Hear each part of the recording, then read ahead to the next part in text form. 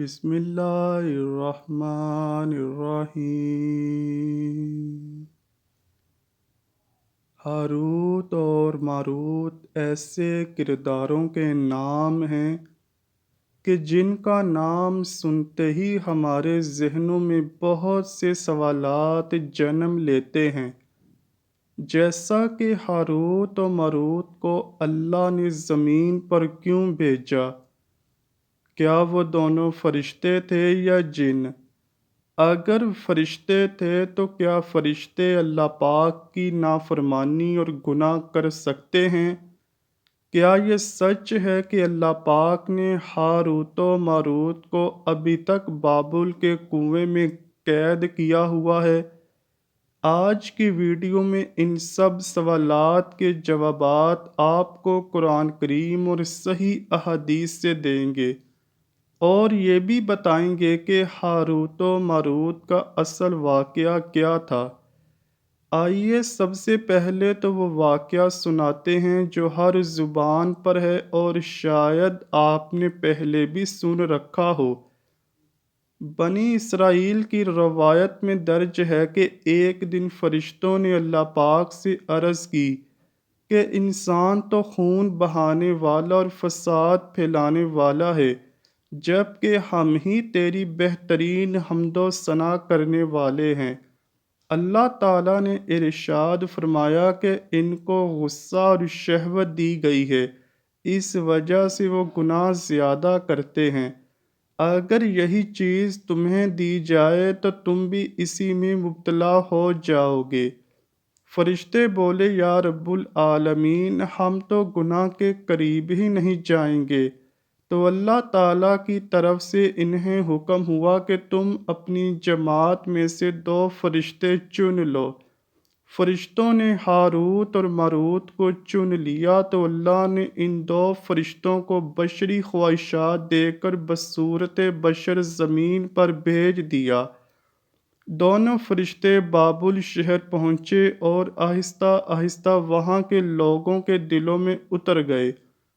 بابل میں زہرا نامی ایک حسینہ رہتی تھی جس پر پورا شہر جان چھڑکتا تھا، لیکن وہ حسینہ اپنے شوہر کے سوا کسی کی طرف آنکھ اٹھا کر نہ دیکھتی تھی۔ لیکن ایک دن ان دونوں فرشتوں نے جب زہرا کو دیکھا تو اس پر دل ہار بیٹھے، اس کے پاس پہنچ گئے۔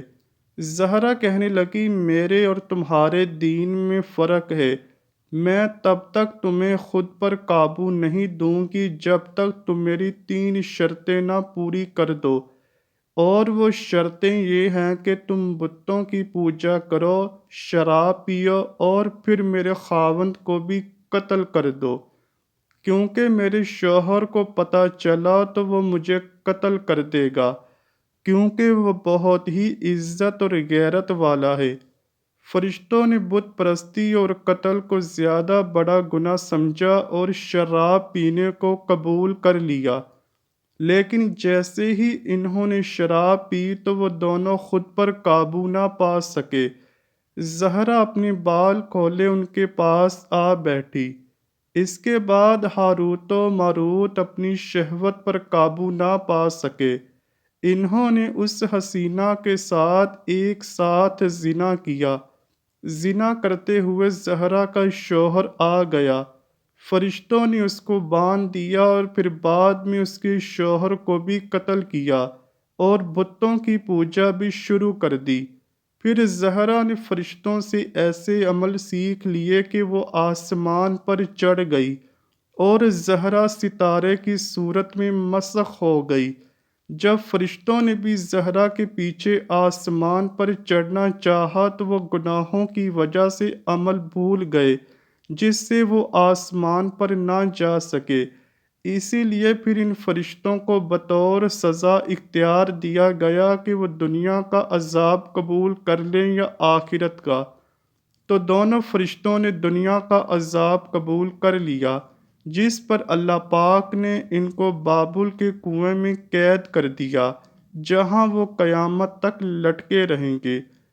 آئیے اب بات کرتے ہیں کہ ہاروت و ماروت کے قصے کے بارے میں قرآن کیا کہتا ہے۔ ارشاد باری تعالیٰ ہے، اور انہوں نے اس جادو کے کفریہ کلمات کی پیروی کی جس کو حضرت سلیمان علیہ السلام کے دور حکومت میں شیطان پڑھا کرتے تھے، اور سلیمان نے کوئی کفر نہیں کیا، البتہ شیطان ہی کفر کیا کرتے تھے۔ وہ لوگوں کو جادو سکھاتے اور انہوں نے اس جادو کی پیروی کی جو شہر بابل میں دو فرشتوں ہاروت اور ماروت پر اتارا گیا تھا، اور وہ فرشتے اس وقت تک کسی کو کچھ نہیں سکھاتے تھے جب تک یہ نہ کہتے ہم تو صرف آزمائش ہیں، تو تم کفر نہ کرو۔ وہ ان سے اس چیز کو سیکھتے جس کے ذریعے وہ مرد اور اس کی بیوی کے درمیان علیحدگی کر دیتے، اور اللہ کی اجازت کے بغیر وہ اس جادو سے کسی کو نقصان نہیں پہنچا سکتے تھے۔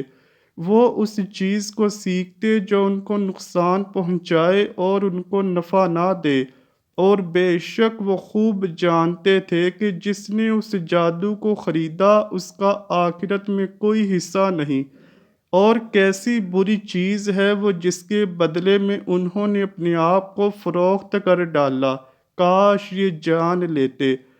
اصل میں شہر بابل میں جب اللہ کے نبی کوئی معجزہ دکھاتے تو لوگ اس کو جادو کہتے، اور نبیوں کو بھی جادوگر کہا جاتا۔ تو اللہ پاک نے اپنے دو مقرب فرشتوں کو زمین پر اتارا کہ وہ بابل شہر کے لوگوں کو جادو سکھائیں، تاکہ ان کو پتہ چل سکے کہ جادو اور نبی کے معجزے میں کیا فرق ہے۔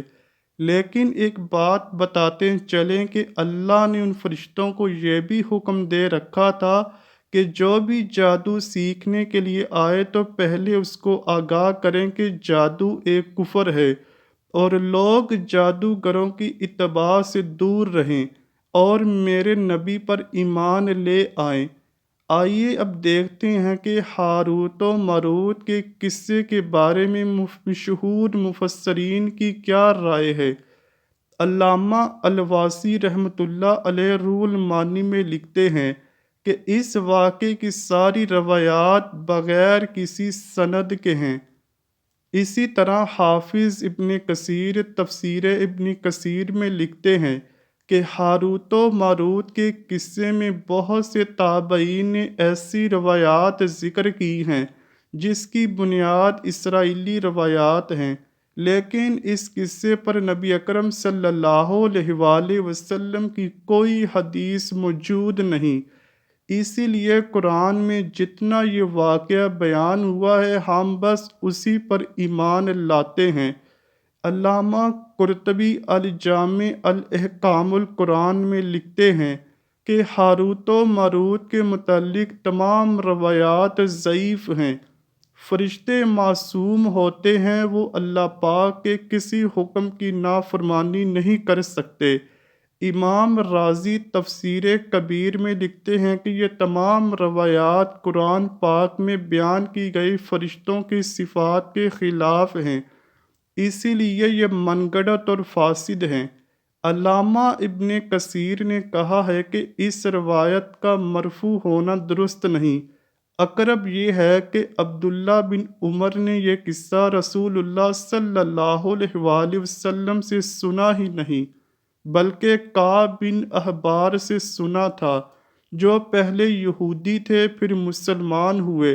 وہ صحابی بھی نہیں تھے بلکہ وہ تابعی تھے، اور وہ یہودیت کے زمانے میں بہت سی باتیں اور بہت سے قصے یہودیوں سے سنا کرتے تھے، اور وہ بطور حقائق صحابہ و تابعین کے سامنے بیان کر دیا کرتے تھے، جس سے ان کی غرض یہود کے اقوال اور ان کے من گھڑت قصوں کی توثیق و تصدیق ہوتی تھی۔ فرشتوں کے بارے میں اللہ پاک قرآن کریم میں ارشاد فرماتا ہے، وہ وہی کام کرتے ہیں جن کا انہیں حکم دیا جاتا ہے۔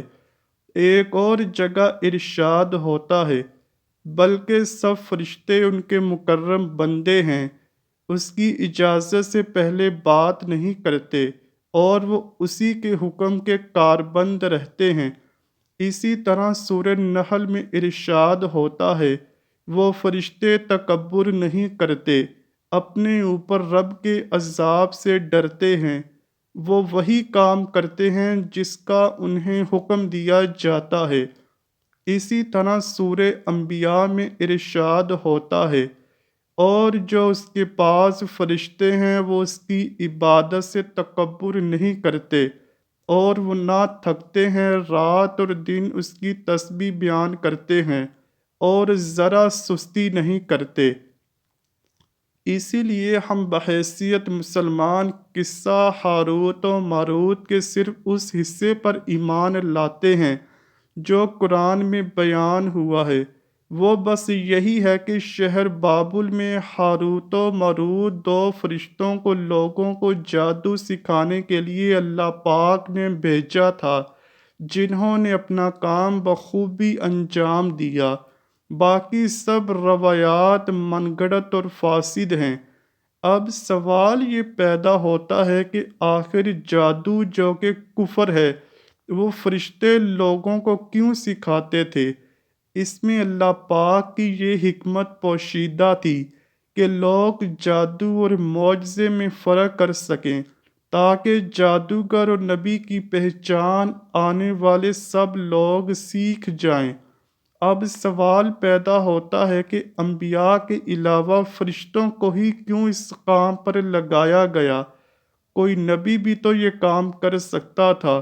اس کی وجہ یہ ہے کہ اللہ کے پیغمبروں کا بنیادی کام کفر و شرک سے بچنے کی تعلیم دینا تھا۔ اگر پیغمبر ہی جادو کی تعلیم دیتے تو لوگ ان کو بھی جادوگر کہتے اور کفر و شرک سے کبھی باز نہ آتے۔ اللہ پاک ہم سب کو دین اسلام کی صحیح فہم اور اس پر عمل پیرا ہونے کی توفیق عطا فرمائے۔ ہم جادو، دھوکہ، فریب اور جھوٹ جیسی بیماریوں سے دور رہیں اور اپنے پیارے نبی صلی اللہ علیہ وآلہ وسلم کی شریعت پر عمل پیرا ہونے والے بن جائیں۔ اے اللہ پاک ہمارے سب گناہوں کو معاف فرما دے اور ہمیں تمام آزمائشوں سے نکال دے، اور ہم پر وہ بوجھ نہ ڈال جس کو اٹھانے کی طاقت ہم میں نہیں ہے۔ کمنٹ سیکشن میں آمین ضرور لکھیے گا، اور ویڈیو کو زیادہ سے زیادہ شیئر کیجیے تاکہ زیادہ سے زیادہ لوگ اس من گھڑت قصے کی حقیقت کو جان سکیں۔